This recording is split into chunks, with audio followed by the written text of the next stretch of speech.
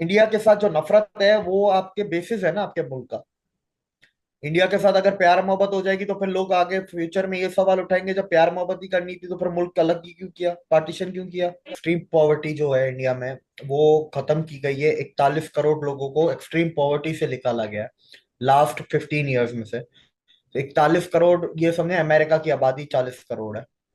उसके बाद अगर हम दूसरी रिपोर्ट की अगर बात करें कि 10% लोगों को गरीबी से निकाल के मिडिल क्लास में लेके आए हैं, तो आप वो 10% बनते हैं 13.5 करोड़, पाकिस्तान जी। की आधी आबादी बनती। फवाद चौधरी का क्या खुद का क्या कैलिबर है, ये उसको इंफॉर्मेशन एंड टेक्नोलॉजी का मिनिस्टर बनाया। इंडिया के आप मिनिस्टर्स की कभी डिग्रियां खोल के देखें, उनको जो जो मिनिस्ट्री दी हुई है उनकी डिग्रियां, उनका work experience before becoming a politician उसी फील्ड में है। और कोई एक दो नहीं ऐसी, आज पाकिस्तान में सिर्फ एस जयशंकर को देखते हैं। बिल्कुल। आप पीयूष गोयल को उठा लें, आप उनको निर्मला सीतारमन के वर्क प्रोफाइल को उठाएं, कैरियर को उठा लें, आप अश्वनी वैष्णव के उठा लें, आप धर्मेंद्र प्रधान के उठा लें, आप किरण रिजिजू को उठा लें, आप अनुराग ठाकुर के उठा लें। India is on another level. Pakistan को, अब बात रही चंद्रयान की, तो चांद देखने की क्या जरूरत है। मैं कहता हूँ कि तुम वो भी क्यों देख रहे हो, तुम वो भी नहीं देखो, तुम्हारे झंडे पे है ना चांद। चांद पे पैर होने पे और झंडे पे चांद होने में बहुत बड़ा फर्क है, ये पाकिस्तानियों को अभी तक समझ में। दोस्तों, हाल में आई एक रिपोर्ट के मुताबिक भारत ने अपने यहाँ से 21 करोड़ लोगों को एक्सट्रीम गरीबी रेखा से ऊपर कर लिया है, यानी कि एक्सट्रीम गरीबी से निकाल लिया है। और वहीं दूसरी रिपोर्ट के मुताबिक भारत ने पोवर्टी लाइन से अर्थात गरीबी से 10% लोगों को निकाल लिया है, जो कि लगभग 13 करोड़ के आसपास होते हैं। इन्हीं तो खबरों को लेकर पाकिस्तान की मीडिया में हलचल है और वहाँ के लोगों का कहना है कि भारत तेज गति से खुद को डेवलप कर रहा है और तेज गति से अपने पोवर्टी को ख़त्म कर रहा है, और यही रफ्तार अगर बना रहा तो भारत निश्चित ही एक दिन सुपर पावर बन जाएगा। तो चलिए सुनते हैं इस पूरी परिचर्चा को। पाकिस्तान में 1947 से लेके आज तक 2023 तक जो चीज इंडिया को लेके मिसकंसेप्शन फैलाई जाती रही है, बताया जाता रहा है, उसमें सबसे मेजर चीज ये है कि जी इंडिया में गुर्बत बहुत है, इंडिया में तो वॉशरूम नहीं है, इंडिया के लोग झोंपड़पट्टी में बड़ी तादाद में रहते हैं, वहां के लोग जो उनसे हैं फुटपाथ पे सोते हैं। लेकिन अब सोशल मीडिया की वजह से, अब इंटरनेशनल मीडिया की वजह से बहुत सी चीजें सामने आने लगी हैं। कुछ टाइम पहले आईएमएफ की रिपोर्ट आई जिसमें यह कहा गया कि इंडिया में एक्सट्रीम लेवल पॉवर्टी 1% से भी कम रह चुकी है, और अब रिपोर्ट आई है जिसके मुताबिक इंडिया में जो पॉवर्टी है वो 10% मजीद डिक्रीज हुई है। अगर आप देखें, जो एक्सट्रीम पॉवर्टी जो है इंडिया में वो खत्म की गई है। 41 करोड़ लोगों को एक्सट्रीम पॉवर्टी से निकाला गया है लास्ट 15 ईयर्स में से। 41 करोड़, ये समझे अमेरिका की आबादी 40 करोड़ है। उसके बाद अगर हम दूसरी रिपोर्ट की अगर बात करें कि 10% लोगों को गरीबी से निकाल के मिडिल क्लास में लेके आए हैं, तो आप वो 10% बनते हैं 13.5 करोड़, पाकिस्तान जी। की आधी आबादी बनती है। उसके बाद फिर गोल्डमैन सैक्स की एक रिपोर्ट आती है कि 2075 तक India will become second largest economy, और 2047 तक डेवलप कंट्री बन जाएगा इंडिया। फिर आपकी एक चौथी रिपोर्ट आती है प्रिज्म इंस्टीट्यूट, जो इंडिया के इंस्टीट्यूट की है, आईआईएम बेंगलोर की आई थिंक सो है। उसके अकॉर्डिंग जो उन लोगों ने पैरामीटर सेट किए हैं, उस हिसाब से 2030 में इंडिया की मिडिल क्लास ग्रो करके 750 मिलियन प्लस हो जाएगी। मतलब अभी आपकी जो इंडिया की मिडिल क्लास है वो 450 मिलियन है, जी। तो कम से कम आपके 250 मिलियन ऐड होंगे। और 2047 में इंडिया की मिडिल क्लास 1 बिलियन प्लस हो जाएगी। और 2047 में इंडिया में जो गरीब लोग हैं वो आपके रह जाएंगे 1 करोड़ 80 लाख।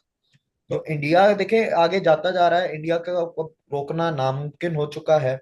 अगर हम लास्ट 9 सालों की बात करें, तो लास्ट 9 सालों में इंडिया में कम से कम 300 to 400 के बीच जो बिलियन है प्रोजेक्ट्स हुए हैं।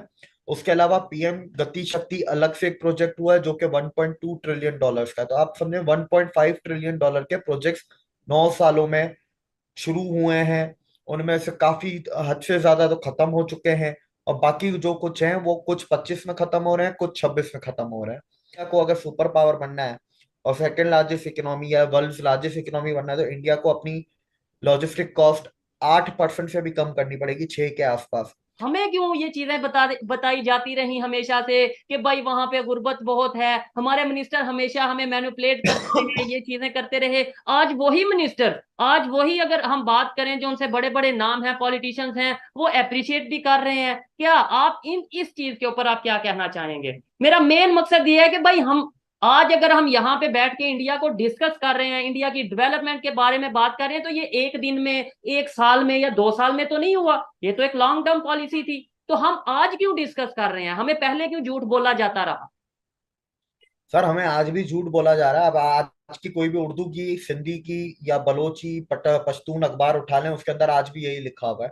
एक हाँ। डॉन को छोड़ के बाकी सब में ये लिखा हुआ है, क्योंकि डॉन पढ़ते ही एलीट, एलीट को सच्चाई पहले से पता है। अब हमें ये क्यों बताते रहे कि इंडिया में तरक्की नहीं हो रही, इंडिया गरीब है और ये है वो, उसकी वजह ये है कि आप इंडिया के बुरे हालात बता के आप अपने मुल्क के जो बुरा सिस्टम है, जो इंस्टेबिलिटी है, चाहे इकोनॉमिक हो, पॉलिटिकल हो, चाहे इंटरफेरेंसेस हो, चाहे आपका करप्ट बोल रहे हैं कि आपका डैमेज डेमोक्रेटिक सिस्टम है वो हो, वो उन सबको जस्टिफाई कर जाता है ना, कि भाई इंडिया के हालात पाकिस्तान से भी खराब है, तो लोग आपके उस चीजों पे सवाल नहीं उठाते। पहली चीज। दूसरी चीज कि इंडिया के साथ जो नफरत है वो आपके बेसिस है ना, आपके मुल्क का।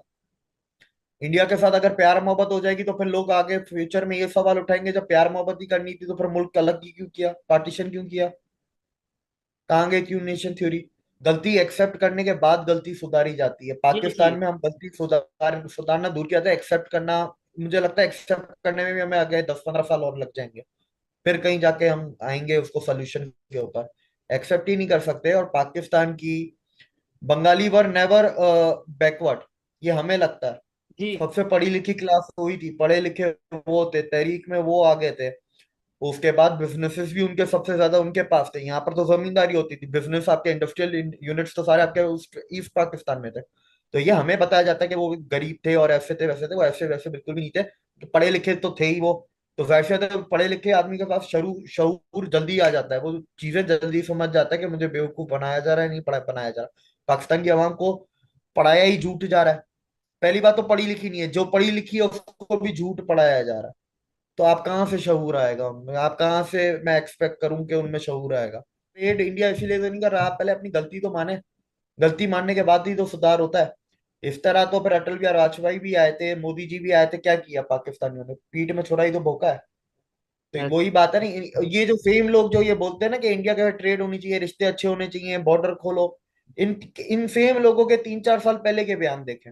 तो आपने पूरी परिचर्चा सुनी और अब आप समझ रहे होंगे कि कैसे पाकिस्तान में रहने वाले जो पाकिस्तानी हैं, खास करके वहाँ के जो हिंदू हैं, वो लाइव टीवी पे आके यह बात कह रहे हैं कि हिंदुस्तान में जो गरीब हैं वो बहुत तेज़ी से मिडिल क्लास में आ रहे हैं और जो मिडिल क्लास में जो लोग हैं वो बहुत तेज़ी से हाई क्लास की तरफ जा रहे हैं। लेकिन पाकिस्तान में इसका रिवर्स हो रहा है। वहाँ पे जो हाई क्लास के लोग हैं, यानी कि जो एलीट क्लब के लोग हैं, वो धीरे धीरे मिडिल क्लास में आ रहे हैं और मिडिल क्लास वाले धीरे धीरे लोअर कैटेगरी में, यानी कि पॉवर्टी लाइन के नीचे शिफ्ट हो रहे हैं। और यह एक बहुत बड़ा चेंज है, बहुत बड़ा गैप है हिंदुस्तान और पाकिस्तान के बीच में। तो दोस्तों, आप क्या सोचते हैं इस बारे में कि आखिर क्या वजह रही जिस कारण से आज इतना गैप हिंदुस्तान और पाकिस्तान के बीच में देखने को मिलता है? कमेंट बॉक्स में हमें कमेंट करके ज़रूर बताइए। धन्यवाद।